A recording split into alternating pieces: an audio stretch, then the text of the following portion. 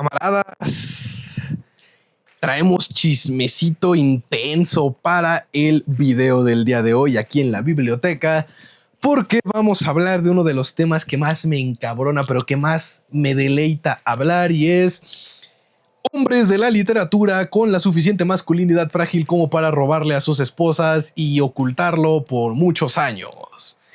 En el episodio del día de hoy, Scott Fitzgerald se robó el Gran Gatsby y apagó la luz de Zelda Fitzgerald, su esposa.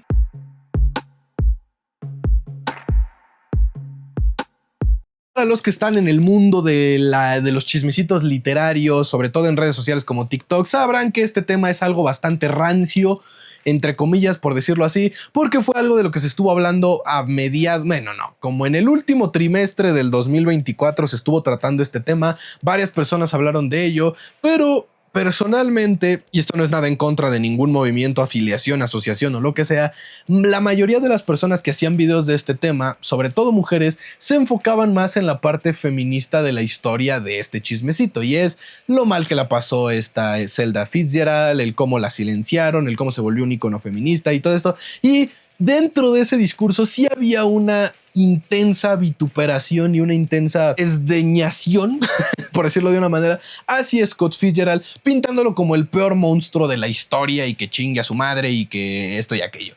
Quería hablar de ese video, de este tema desde que salió ese tema hace un chingo de tiempo, pero dije, no, vamos a investigarlo más a profundidad, vamos a tratar de buscar, no un punto neutral, pero sí primero ver las dos posturas, tanto la de Zelda como la de Scott, para ver si es verdad que los rumores que se intensificaron cuando este chismecito se volvió público eran ciertos, y en efecto Scott Fitzgerald era un hombre con masculinidad frágil que no quería que su esposa fuera más exitosa que él. Y por eso vamos a hacer el video del día de hoy, gente. Así que comencemos.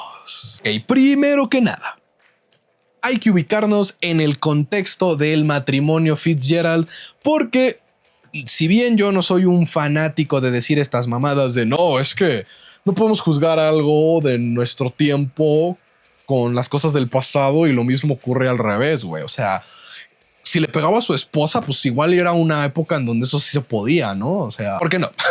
Lo que está mal, así sea 1580 o 2250, o sea, lo que está mal, está mal. Pero a lo que me refiero con que tenemos que entender el contexto es que tenemos que saber que, por ejemplo, Scott Fitzgerald pertenecía a la clase obrera y era el tipo de persona pobre que yo más aborrezco. La persona pobre aspiracionista. Y voy a explicarlo bien. Una persona pobre aspiracionista es aquella que no acepta que es pobre, que cree que con echaleganismo va a salir de ser pobre y que repudia a otros pobres por ser más pobres que él, y que se la pasa añorando pertenecer a una élite e impresionar a un montón de gente que no le interesa y que no les sienten por él ningún respeto. O, como nos enseñó Quentin Tarantino brillantemente en la película de Django, un Stephen cualquiera. Y no lo digo yo, no me lo estoy inventando yo. En sus propios libros se ve mucho de esta cosa. Scott Fitzgerald añoraba, imploraba, se inclinaba a succionar miembros de personas poderosas para formar parte de esa élite a la que él no pertenecía, y sentía un profundo remordimiento por sus orígenes humildes. Un pobre aspiracionista que no aceptaba las cosas como eran y que, lejos de querer superarse y cambiar, todo lo que hacía lo hacía para poder pertenecer a un club, y no solo pertenecer a un club, sino que el mundo le reconociera que ahora sí pertenecía a ese club, lo que lo volvía evidentemente una persona inestable y en extremo ambiciosa. Y con esos parámetros conoce a su esposa Zelda, quien era una mujer perteneciente a la élite neoyorquina en los meritos años 20, por lo que Zelda era una mujer para su época bastante revoltosa, rebelde y revolucionaria. No se iba con los parámetros femeninos que se pedían para la época, y fue uno de los primeros íconos feministas e íconos de los años 20 con respecto al jazz, la bebida, los cigarros y vaya, toda esa época de bonanza norteamericana. Todo lo que Scott Fitzgerald quería ser, Zelda lo era, solo que en mujer. Por lo que No es necesario tener un título y maestría en psicología básica para saber que estos dos eran las personas menos adecuadas para volverse pareja. Pero se volvieron pareja y se terminaron casando. Lógicamente, como estamos hablando de Estados Unidos en los años 20, cuando Scott llega a la familia de Zelda y él, todo pobrecito, todo humilde, les dice me quiero casar con ella, la familia de Zelda lo ve así como de con asco y es como de ¿tú qué, güey? ¿No? Pinche Scott llegando a la casa de Zelda bien buena onda y su papá de lo lavas, carnal, y te quedas con el cambio. O sea, fue menospreciado, fue vituperado y en aras de querer llamar la atención es cuando Scott se refugia en su escritura. Él había sido soldado, por lo que ella estaba trabajando en un libro que se convertiría posteriormente en su primer libro publicado, A este lado del paraíso.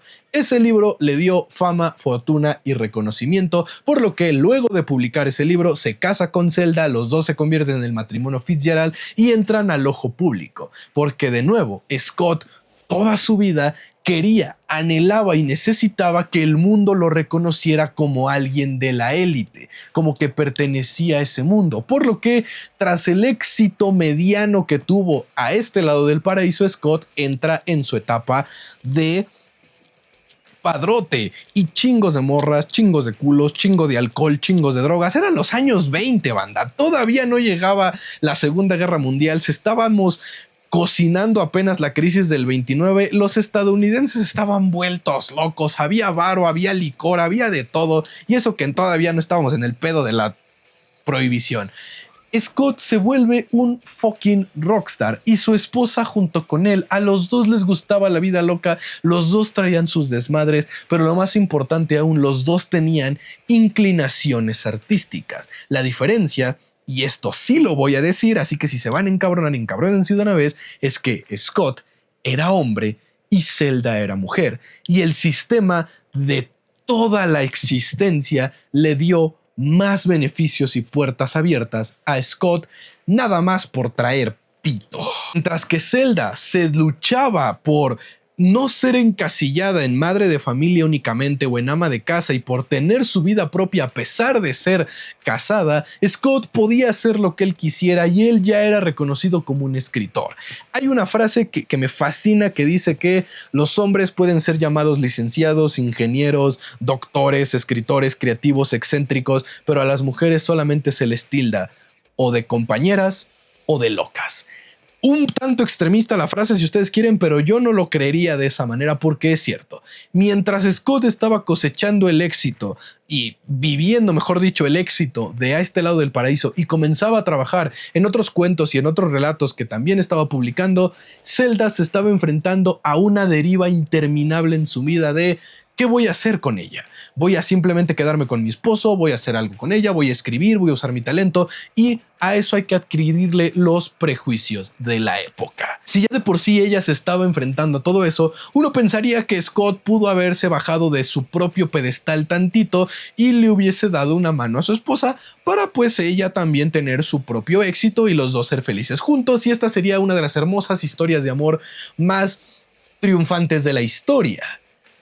Pero no, porque como dije hace un momento, Scott le dieron un pedestal y él se subió y de ahí ya no lo bajaron. Si algo sabemos de la gente aspiracionista y de la gente que quiere que los vean triunfar, es que no soportan, no toleran, no les gusta para nada que alguien más triunfe por sobre ellos y muchísimo menos si es uno de sus allegados.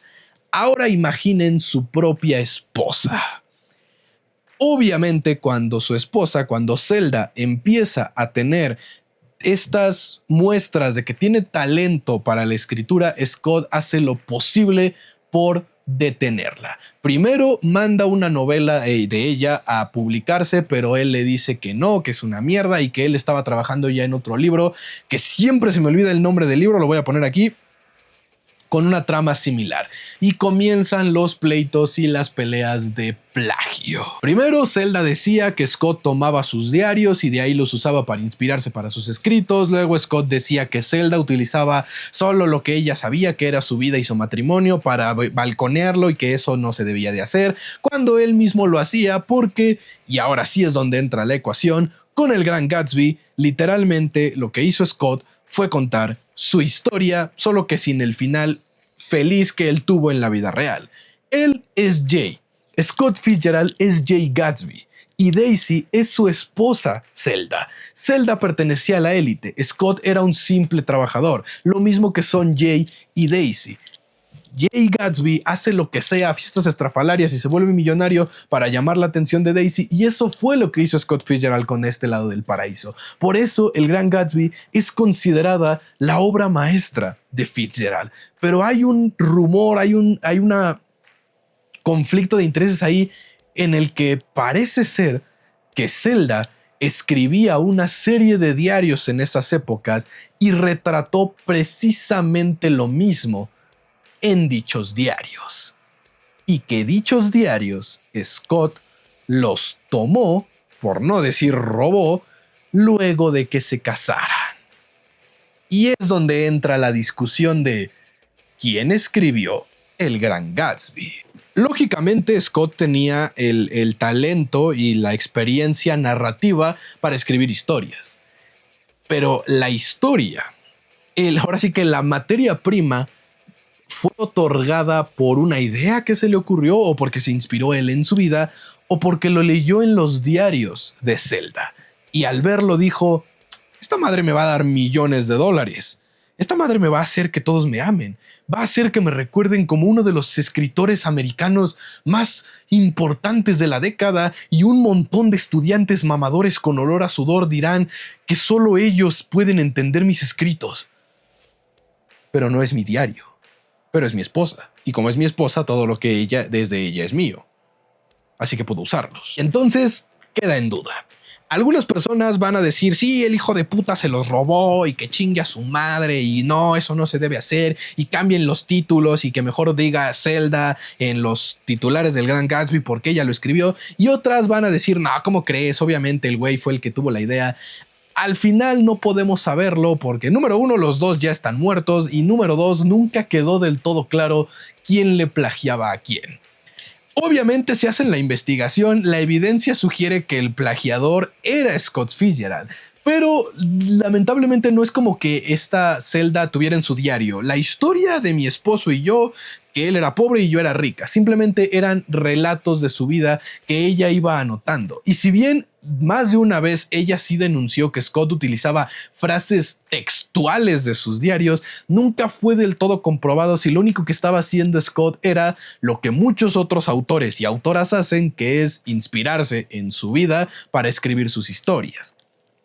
La cosa aquí es que cuando su esposa hizo lo mismo con Resérvame el último vals, su única novela, y que él se encargó de hundir en el olvido, él la criticó por solamente utilizar información de su vida y de su matrimonio para escribirla. O sea, básicamente aplicó un yo lo hago también, pero lo hago con gracia. Lo que de manera completamente profesional, periodística e imparcial en el asunto, no hay manera de decir si es cierto o no que Scott se robaba los textos de su esposa, o si hay aquí una enorme coincidencia o un enorme caso de los dos tenían una vida tan desmadrada que terminaron inspirándose en ella para escribir sus libros. Porque, a ver, Scott murió de un paro cardíaco por tanta droga y alcohol que se metió en sus épocas de fiesta, y Zelda murió pues por un chingo de problemas mentales, probablemente provocados por todos estos altos y bajos emocionales que tuvo a lo largo de su vida. O sea, los dos tenían pedos, los dos no estaban bien de su cabecita y los dos eran tóxicos a madres. Eso es verdad.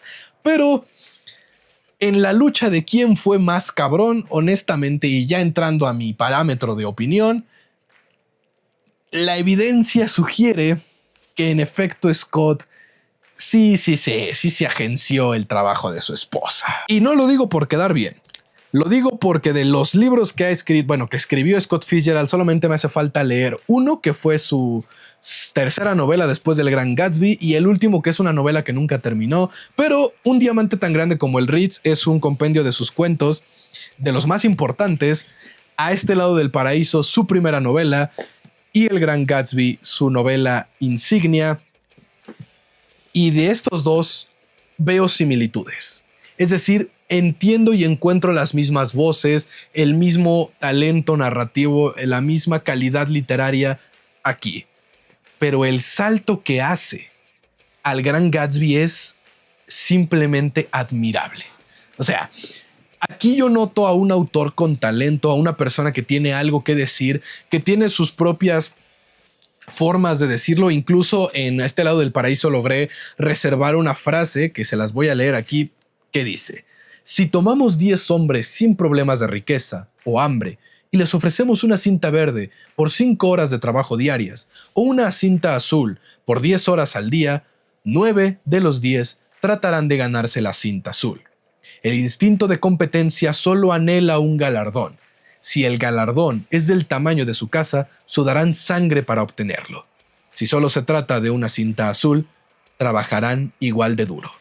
Así ha sido en otros tiempos. Claramente aquí está el Scott Fitzgerald que yo les describí al inicio del video. Un Scott Fitzgerald que aspiraba a pertenecer a una clase social de lujos y de opulencia y de...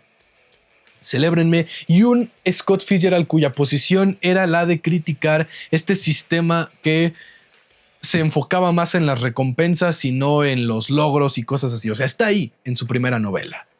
Pero en El Gran Gatsby, la manera en la que está explicado, la forma en la que está contada la historia, parece otro autor. Claro, los expertos en literatura y los expertos en materia dijeron: no, es que es su obra maestra, es que Scott ya maduró como escritor, es que evolucionó con todo su trabajo y con el matrimonio de su esposa. Y claro, es normal que a medida que un autor va madurando y va creciendo, pues su estilo va mejorando. Eso es cierto. Pero tanto y tan cabrón, porque la diferencia entre Este lado del paraíso y El Gran Gatsby es de apenas unos 6 años, me parece, porque Este lado del paraíso la publica en el 21 y El Gran Gatsby la publica en el 25. O sea, 4 años de diferencia. O sea, si bien casarse, ir a la guerra, volverse millonario y tener, creo, su primer hijo son grandes cambios en la vida de un hombre, que haya afectado tanto a su narrativa es impresionante. Y la cosa aquí es que después del Gran Gatsby ya no hubo otro acierto, ya no, bueno, o sea, sacó más libros, pero ya no volvieron a pegar tanto, ni se volvió a decir lo mismo de sus libros posteriores de lo que se dijo del Gran Gatsby. O sea, el Gran Gatsby parece ser más una extraordinaria coincidencia que un trabajo de madurez y de esfuerzo narrativo por parte del autor. Eso, o que es el trabajo de alguien más. De nuevo, oficialmente, la duda está ahí. Pero personalmente, y luego de haber leído lo primero de Scott Fitzgerald y lo que salió después del Gran Gatsby, he de decir que en efecto sí se siente que aquí hay unas segundas manos, que no fueron las de Scott. Otras, más sensibles, más presentes y más entendidas de lo que a veces puede ser de injusto un sistema que le da a unos hombres todo y a otros, mujeres, nada. Por lo que lo dejo a su consideración, banda. Y si aquí tenemos a Fitzgerald fans o Fitzgerald livers, como quieran llamarse, no se me agüiten ni no se me encabronen. Creo que si son fans de este autor, saben que el güey era un vato medianamente cuestionable personalmente hablando, por lo que, de nuevo, oficialmente no sabemos nada, pero pues sí es muy sospechoso, muy misterioso, gente. Así que ahí se lo dejo a su consideración y pónganlo en los comentarios, porque por lo demás eso vendría siendo todo en el video del día de hoy. Yo me despido, esperando que se cuiden mucho y que la fuerza los acompañe. Adiós.